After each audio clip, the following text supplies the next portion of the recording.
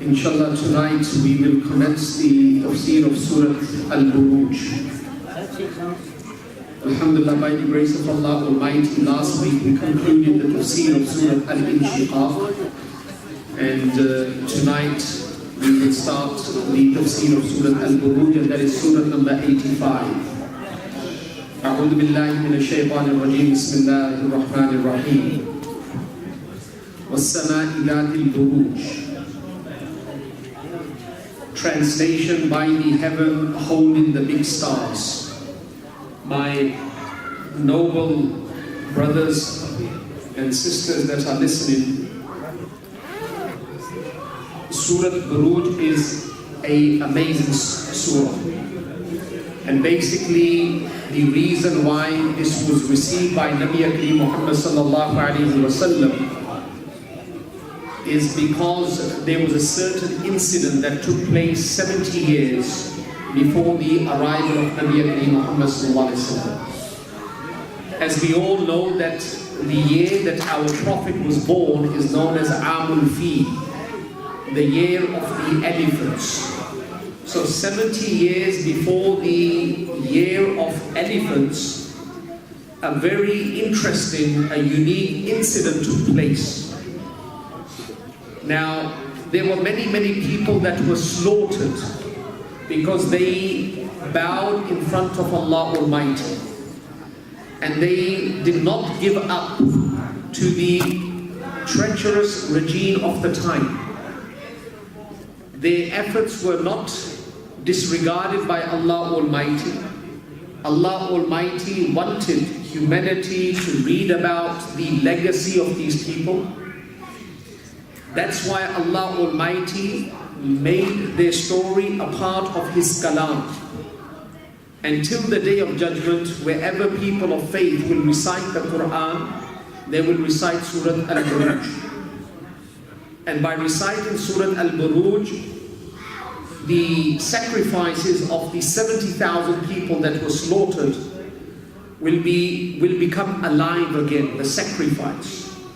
Now, the hadith that is in Imam Ibn Kathir has made mention in Tafseer Ibn Kathir, the hadith that Nabi Kareem Muhammad sallallahu alaihi wasallam advised the imams. Now there was one imam in Masjid al-Nabawi, he was Muhammad sallallahu alaihi wasallam. But there were different masajid in the outskirts, and there were imams that were appointed there. So Nabi Kareem Muhammad sallallahu alaihi wasallam gave injunctions, rules, directives to these imams. And one of the directives of the Nabi of Allah was that when you lead the Isha prayer, you should recite Surah Al-Buruj, Surah Al-Tariq, Surah A'la. Basically short surahs. And the reason behind it is that the Sahaba were farmers. The Ansar were farmers. They used to work throughout the entire day. So when they used to come for Salatul Isha, basically they were responding to the command, but their body was fatigued. They used to be very tired. The very famous incident that Hazrat Mu'az ibn Jabal, he led Salatul Isha, and he selected a surah that was very long. People complained to the Nabi of Allah, and Nabi Kareem Muhammad called for Mu'az ibn Jabal and told him off and said, "Are you trying to drive people away from the masjid?"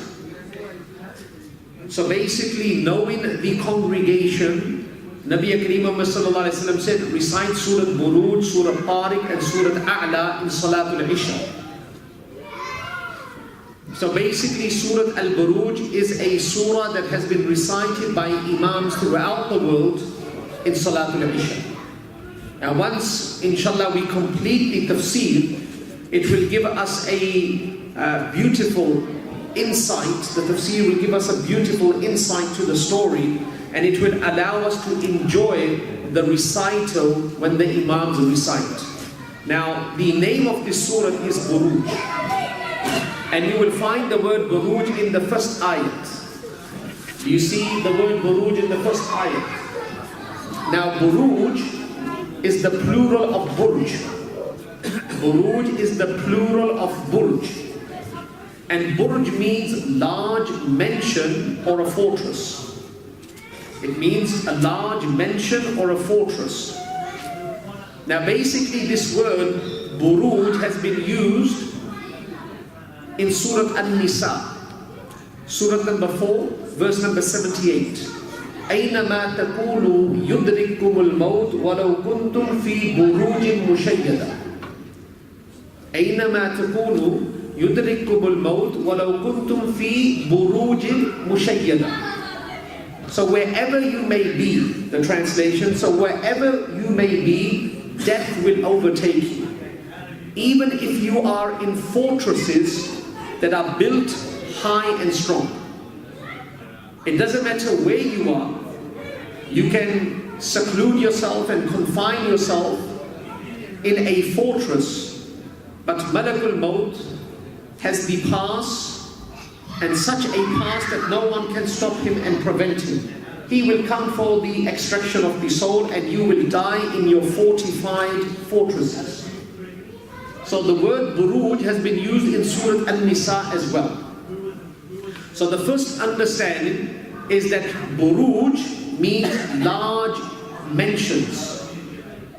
Now, where are these large mansions that Allah is referring to that are in the skies?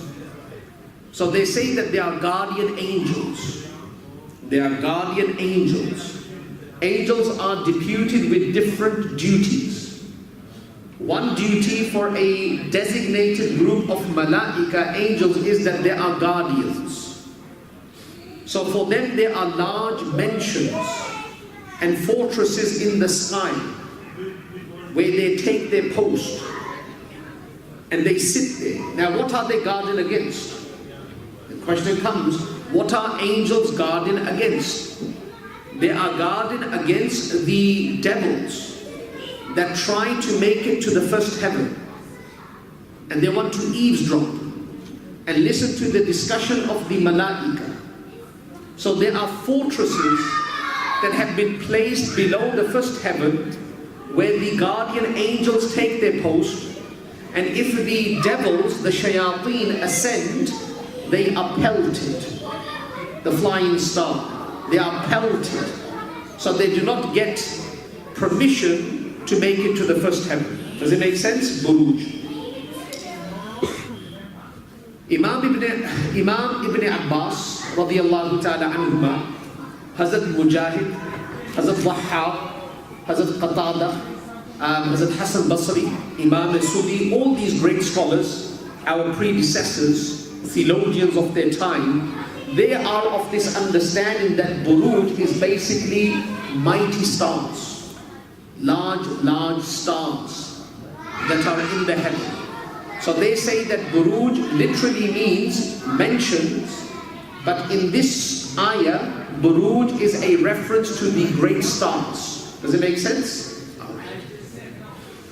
Now, tonight we are only going to discuss the story, and most probably we will not have sufficient time to complete the story. So I'm going to read from the narrative. Now you'll find the story in Muslim, and you will find it in Tirmizi, and you will find it in Ibn Majah. So this story you will find in 3 books of hadith with slight variations. You will find addition to what I am going to make mention, but it is not from authentic source. So there's a lot of fabrication attached to this story. So we're going to try to relate the story that has come from Muslim. That is one of the soundest books of hadith. And we're going to read from the narrative. And then inshallah we will pause at certain junctions to give certain clarifications. So you have understood that this surah is known as Buruj. Buruj is the plural of Burj, and Burj means fortresses, or it means great stars. Does it make sense? All right.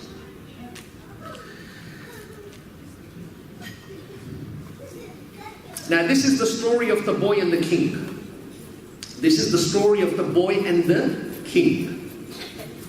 Hazrat Shu'aib radiallahu ta'ala says that Allah's messenger said, among the people before you there was a king.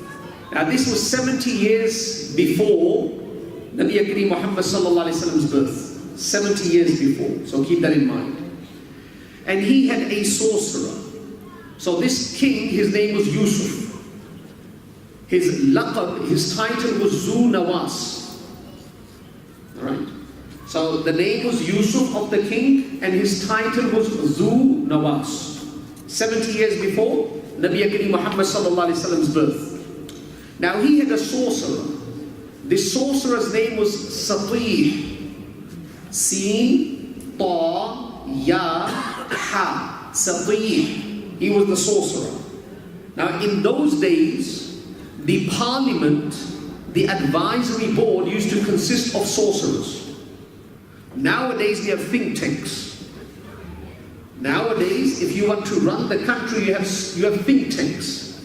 You may have engineers, you may have a scientist, you may have a doctor, you won't have a sorcerer. But in those days, the parliament and the advisory board or the think tanks used to consist of mighty sorcerers, fortune tellers, soothsayers, so on and so forth. So he had a sorcerer, and basically he used to take advice from the sorcerer in the running of the country, and this sorcerer, his name was Satih.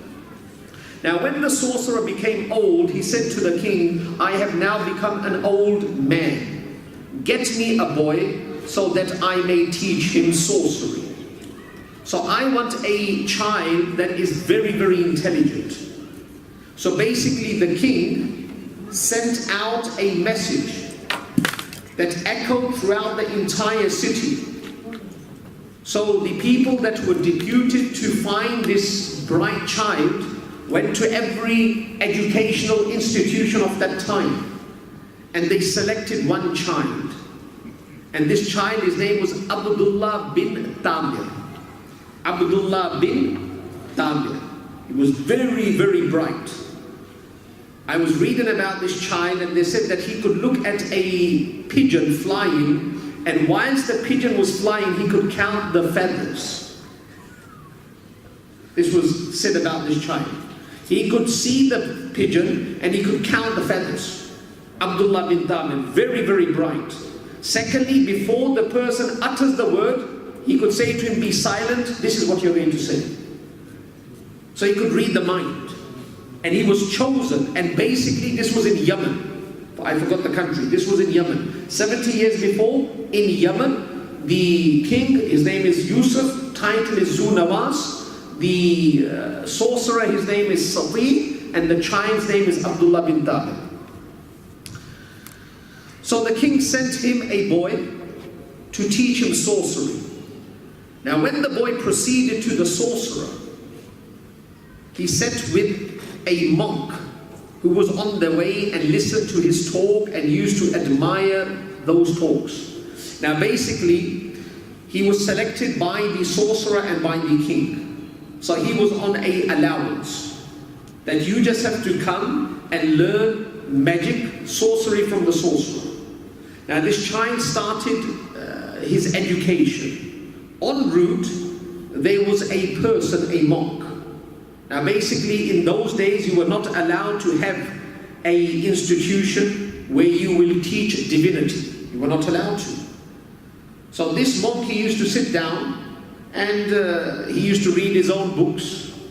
Nothing clinical, nothing constructive. But one day this child was passing by and he looked at the child and he could see that there was some talent in this child. So he called the child. And he said to the child, where do you go? He said, I go to learn sorcery. Now the monk spoke about monotheism. He spoke about Allah. Now the child was pure. So his heart had not yet been contaminated with black magic. Black magic darkens the heart. And black magic darkens the heart. I personally have seen 2 people in Pakistan that used to practice black magic. In 1 to 2 years, their entire body and their complexion had changed from fairness to darkness. And this is the outside. Forget about the inside. This is the outside. Forget about the inside. There is a layer of dhalala, darkness, that covers these people. Outside, externally, as well as internally. So this child, he had just started, so his soul was intact, it was pure. So the talk of the monk really registered, and he accepted. So he became a Muslim. So when he went to the sorcerer, he passed by the monk and sent there with him. And on visiting the sorcerer, the letter threshed him. Now what was happening now is that the sorcerer said, look, I've got 1 hour for you. For example, hypothetically, I've got 9 to 10. I'm going to teach you from 9 a.m. to 10 a.m. Now this child, when he used to leave home, his parents knew that he's going to the sorcerer. But he could not control himself, he wanted to sit with the monk. So en route, he used to sit with the monk. And when he used to sit with the monk, he used to arrive late at the sorcerer. The sorcerer used to punish him. And when he was coming back, he used to sit with the monk again. So then his parents and his family members used to become upset, and they used to beat him. So he was very confused what to do. He needed to sit down with the monk, but if he did, at both stations he was to arrive late. And he's going to be beaten by the sorcerer, and he's going to be beaten by his family members.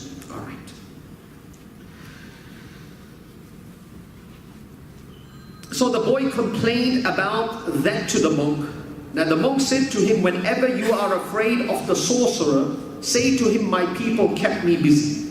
And whenever you are afraid of your people, say to them, the sorcerer kept me busy. So the boy carried on like this for a period of time. And that's why the hadith in Tirmidhi, لَيْسَ الْكَذَّابِ الَّذِي يُصْلِحُ بَيْنَ النَّاسِ. Islam is a religion that speaks about truthfulness and very much dislikes lies.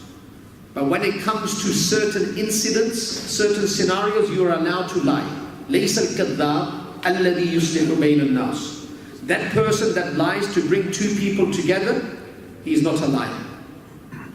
So to bring two people together, if you lie, that is fair. That is okay. Of course, there are fine rulings, and this is not the topic for tonight, but maybe in the future we can speak about the fine rulings and the different scenarios that are inclusive to this hadith and those that are not inclusive to this hadith. But the sorcerer knew that this child needs this spiritual feed, and if he does not sit here, most probably the darkness of black magic will encapsulate his heart, and he will be devoid and deprived of hidayah. So he made him lie, and that is okay. There came on the main road a huge creature, and the people were unable to pass by. The boy said, today I will know whether the sorcerer is better or the monk is better. He took a stone and said, Allahumma in kana amrun rahim. So basically, he's walking one day, so he's being fed black magic, and he's been fed ruhaniyat, spirituality, the right knowledge and the wrong knowledge. So one day he's at this junction, and what does he see? That there's a creature standing on the intersection, and that creature is not allowing anyone to pass by. So now this child in his mind, he communicates with Allah Almighty, and he says, today is the test. Whose knowledge is accepted by the Creator? Is it the knowledge that has been fed by the sorcerer, or is it the knowledge that has been fed by the monk? And he said, Allahumma in kana amrun rahib ahab ilayk. Oh Allah, if the knowledge of the rahib, the monk, is dear to you, minas sahir, then the sorcerer, faqtul hadhihi daba. I'm going to throw this stone. And I want this daba, this animal, to die, hatta yumdhan nas, so the people can pass by. So it was the testing time. So he picked up the stone, bang. And when he struck the daba, وَمَا مِن دَابَّةٍ فِي الْأَرْضِ, the four-legged animal, it died. So immediately he realized that the feed of the rahib, the monk, is correct. Now I'm going to stop here. I'm going to, like I said, I'm going to stop at different junctions. I want you to understand a few terminologies that are very important in understanding stories like this. Alright? So, I'm going to go through the terminologies quickly and then I'm going to define them and give you stories from the Quran that will allow you to understand. Number one, irhas. Number two, mu'jiza. Number three, ma'unat. Number four, karamat. Number five, istidraj. And number six, ihanat. Now these are six terminologies that have to be understood to understand the different stories in the Quran, and this story as well. So basically, a act that is performed by a human being that is unusual, that is miraculous, has six terminologies. The first is irhas. Now irhas, the closest translation that I can come to for irhas in English is preface, the preamble, tamheed, introduction. So before a book you see the preface or you see the preamble, right? Now that is known as irhas. Now irhas is a miracle that is displayed by a person that later on is going to become a prophet.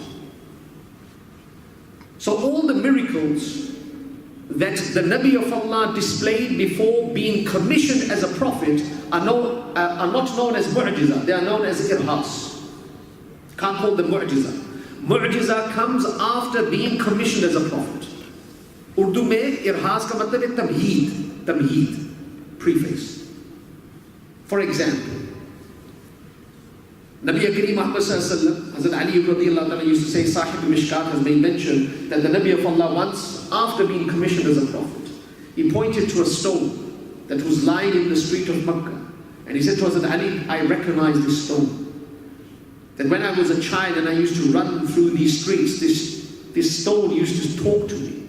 And he used to say, Assalamu alayka ya Rasulallah. Now this is an irhas, not a mu'jiza. Where do you find the story? In Mishkat al-Masabi. Al-Rahiq al-Makhtub, the very famous story. So a lot of people don't know the books of Surah, so they know a few. So one is the sea lecture. In that it has been made mention that when the Nabi of Allah went with his uncle Abu Talib, there was a cloud that was hovering above him, that was giving him shade against the sun. Now this is not a mu'jiza, this is irhas. Make sense? Alright. Irhas, number one. Irhas is linked to a prophet, but before being commissioned as a prophet. Number two, mu'jiza. Mu'jiza is a miracle that is displayed by a prophet. So basically, the two miracles that stand out in the Quran, one is in Surah number 17, verse number 1, Subhanalladhi asra bi'abdihi laylan min al-masjid al-haram, known as Mi'raj, Laylatul Mi'raj. So this is a miracle, this is a mu'jiza. The second one, Surah 54, the surah before Surah Ar-Rahman, اقتربت الساعة وانشق القمر. The moon was split into two. These are mu'jizat. Does it make sense? All right. The third one. So irhas and mu'jiza is linked to a prophet.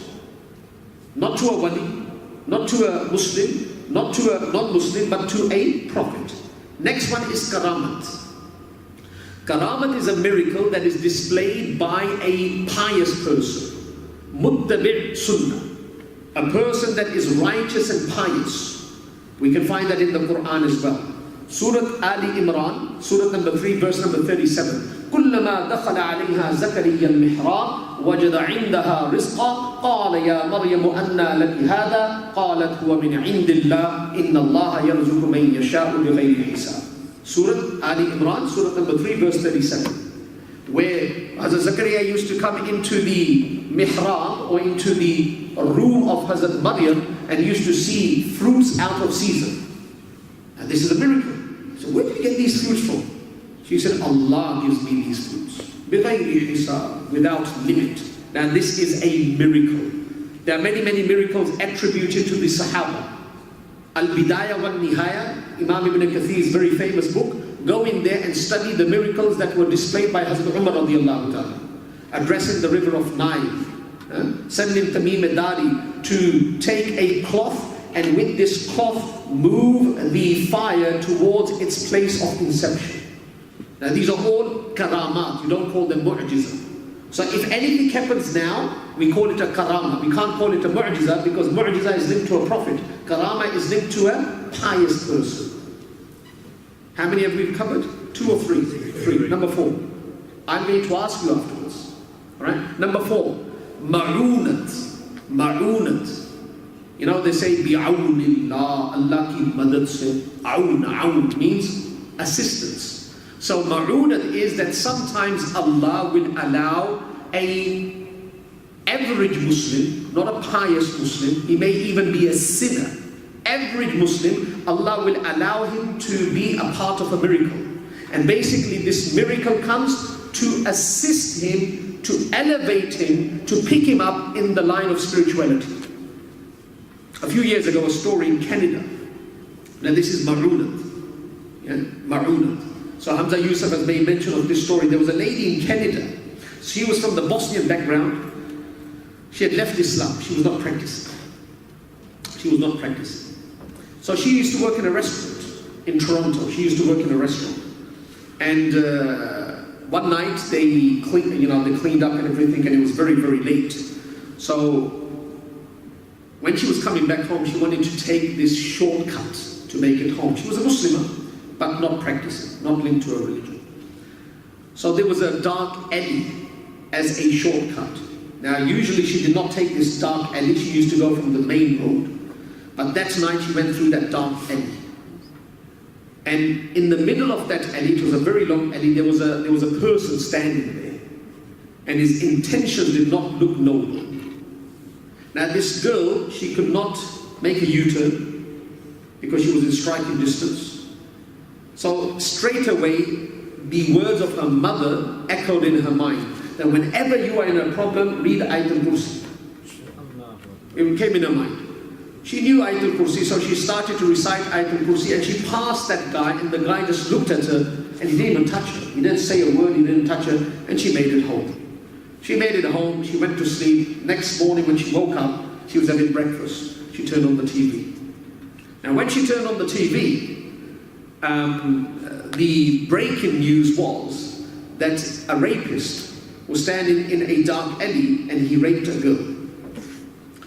And when they mentioned the time, it was just after she exited that alley. And then the Crime Stoppers, they said that if anyone knows something, please come forward. So she went to the police station. She said, I was there. I was there, and I think I can identify the person. So as we know, that they put a few people there, and she identified the person. She said, this is the person. They said, yes, we thought it was him, but we needed some concrete evidence. So you are concrete evidence. She said, I saw him at this time because I left my restaurant. Then this girl made a request. She said, please, let me talk with this guy. She said, why do you want to talk with the rapist? She said, I want to ask him a question. I just want to ask him a question. I said, all right. So she went to this person and she said, do you recognize me? She said, yes, I recognize him. She said, why did you attack me? I said, how can I attack you? When you were passing by, there were 2 bodybuilders standing on your right and left. She read Ayatul Kursi, Ma'unat, Allah assisted her. Now she was no wali. She was no wali. She was not a pious lady, but Allah came to her rescue. Through the barakat of Ayatul Kursi, Allah sent the malaika and she exited that alley without this person touching her. This is known as Ma'una. And many a times when we're driving, we fall asleep and we wake up and we're still on the right track. Because we've said Subhanalladhi sakhkhara lana hadha. Now it doesn't mean we should go to sleep, but sometimes it happens. Ma'una. Don't try it out tonight that Imam Sahib said this, and let's see if Ma'una comes my way. It may be death that comes our way. Alright, so Ma'una is the 4th terminology. Now Irhas, Mu'jiza, Karama, Ma'una are all with Muslims. Next one. Next one is Istidraj. Istidraj is an unusual act that is displayed by a non-believer. Now Allah Almighty speaks about this in the Quran as well. Surah A'raf as a reference, Surah number 7 verse 182. وَالَّذِينَ كَذَّبُوا بِآيَاتِنَا سَنَسْتَدْرِجُهُمْ مِنْ حَيْثُ لَا يَعْلَمُونَ وَالَّذِينَ كَذَّبُوا بِآيَاتِنَا سَنَسْتَدْرِجُهُمْ Istidraj مِنْ حَيْثُ لَا يَعْلَمُونَ. that those people كَذَّبُوا بِآيَاتِنَا, that deny our ayat, proofs, evidences, lessons. سَنَسْتَدْرِجُهُمْ, we will allow them to blossom slowly and gradually. مِنْ حَيْثُ لَا يَعْلَمُونَ, from places where they will not know. So istidraj basically is an optical illusion. So when a person displays something and he's not a believer and what he is displaying is miraculous, basically it is an optical illusion. And the word istidraj is to guide a person slowly and gradually through the different phases. So when a person, a Muslim, basically is living a life of sin and Allah is giving him abundance, this is a stage of istidraj. Allah is allowing him to further take the path of treachery and disobedience. He thinks it's the final stage where I have succeeded, but Allah is allowing him to grow in treachery. And when non-believers, they find themselves in this theatre of affluence, it is basically a deception, istidraj. So Dajjal is an istidraj. Many people in this world that are magicians, sorcerers, they display mighty acts. It is all istidraj. Alright. Istidraj is linked to a non-Muslim. Now, istidraj is that the person says, look, I'm going to do this. He's a non-Muslim and it happens. The next one is ihanat. Ihanat is used in Urdu as well. It's itohin ki. Ihanat means to disgrace. Sometimes a non-Muslim claims to do something that is miraculous, but it doesn't turn out as he planned. So basically it turns out to disgrace him. For example, one person was fighting for Musaylima Kadhab, one of the first impostors. Aswad Ansi, Musaylima Kadhab, Khuwaylid, these were impostors that emerged very early. So Musaylima Kadhab is one of the early impostors. And basically who took care of him was Wahshi bin Harb. Wahshi bin Harb, the one that murdered or killed Hazrat Hamza radiallahu ta'ala. Wahshi bin Harb was the one that killed, after accepting Islam, he killed Musaylima Kadhab. And he said, maybe this act will allow the Nabi of Allah to feel some relief of the pain that I have taken care of this impostor, Wahshi bin Harb. So Musaylima Kadhab. So one person came to him in the battlefield. His eye came out of the socket. And he came to Musaylima Kadhab. He says, you are a prophet. So make dua and place this eye in my socket and allow it to function. Now why did he say this? Because something like this happened in the battle of Uhud. And I'll come back to what happened a few moments ago. So in the battle of Uhud there was a Sahabi, Abu Qatada Rabi bin Kharash. Abu Qatada Rabi bin Kharash. He was a young Sahabi, very handsome, and he just got married. Now when we just get married, you know, we got Hugo Boss and the best perfumes, and after 1 year we stink. Wife and husband don't take care of ourselves in the house. That adornment factor disappears. The wife will adorn herself, my sister may be listening, the wives will adorn themselves when going to a function, but she's in that curry paste, the onions, the haldi, the garlic, that same cloth in the house when the husband comes. And then the husbands, they don't take care of themselves. Disheveled hair, old clothes, not presentable.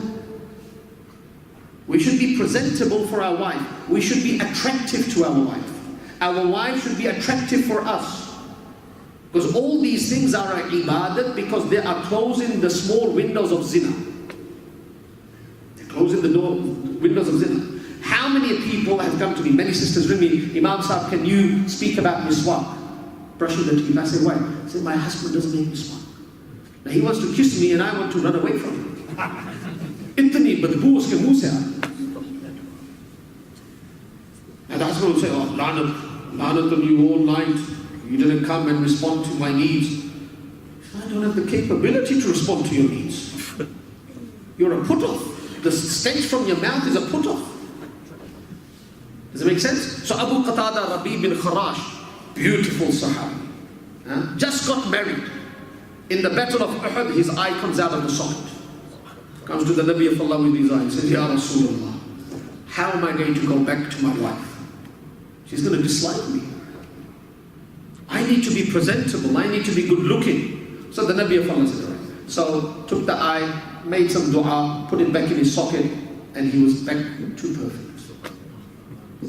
So everyone knew about this miracle, mu'jiza. So when Musaylima Kazzab's troop, he lost his eye, he said that Muhammad sallallahu alaihi wasallam, because Musaylima Kazzab used to say, Muhammad sallallahu alaihi wasallam is the Nabi of the city, and Musaylima Kazzab is the Nabi of the village. That was his claim. He said, you take care of the Brisbane city, and I'll take care of Toowoomba and Ipswich and those places. That was his claim. So this villager said, he's the Nabi, then you're the Nabi, do this. So he read something, he put it in the eye, and this guy lost the other eye as well. True. Read the books. So he put the eye in the socket, and this person lost the other eye. Ihanat. The sixth terminology is ihanat, disgrace. Allah disgraced him. There's another incident like this. In the battle of Yamama, one of the greatest battles that took place after the demise of Nabi Kareem Muhammad sallallahu alaihi wasallam, in the leadership of Hazrat Abu Bakr Siddiq. Now in the battle of Yamama, Musaylima Kazzab, so there was a well there. It was very dry. So there wasn't sufficient water for the army. So the people came to him and they said, look, once Nabi Kareem Muhammad sallallahu alaihi wasallam, and this was basically in the Surah of Hudaybiyah, the truce of Hudaybiyah, you can read in the books, that there was a well, there wasn't sufficient water there. So the Sahaba came, 1,500 of them. لَقَدْ رَضِيَ اللَّهُ عَنِ الْمُؤْمِنِينَ إِذْ يُبَايِعُونَكَ تَحْتَ الشَّجَرَةِ 1,500 of them. They said, Ya Rasulullah, we don't have water for ourselves and we don't have water for the livestock. So Nabi Kareem Muhammad sallallahu alaihi wasallam read something, he made dua, and the levels increased. So basically there are different narrations that he drank, he spat in the water, he threw his saliva back into the well, and the levels increased. It was sufficient for him, 1,500 Sahaba, and for the livestock. So the people knew this. So in the battle of Yamama, they said to Musaylima Kazzab that you claim to be a prophet, the levels have dropped, we need water, can you make dua? He says, why not? So he reads something, and he throws it in there, and it completely dries out. This is known as ihanat. Allah will disgrace. Alright, we've run out of time. So the six terminologies, and inshallah we will continue. I told you we don't have enough time for the story. The story in itself is 1 or 2 hours, but inshallah we will continue next week. But keep in mind, first is irhas, linked to a prophet. Number 2 is mu'jiza, linked to a prophet. Number 3, karamat, is linked to a pious person. Number 4, ma'unat, that is linked to a Muslim that is not very, very pious. Then istidraj, linked to a non-believer, but it is favorable for him. And then the last one is ihana, linked to a non-believer to disgrace him. Subhanakallahumma wa bihamdika ashhadu an la ilaha illa anta astaghfiruka wa atubu ilayk.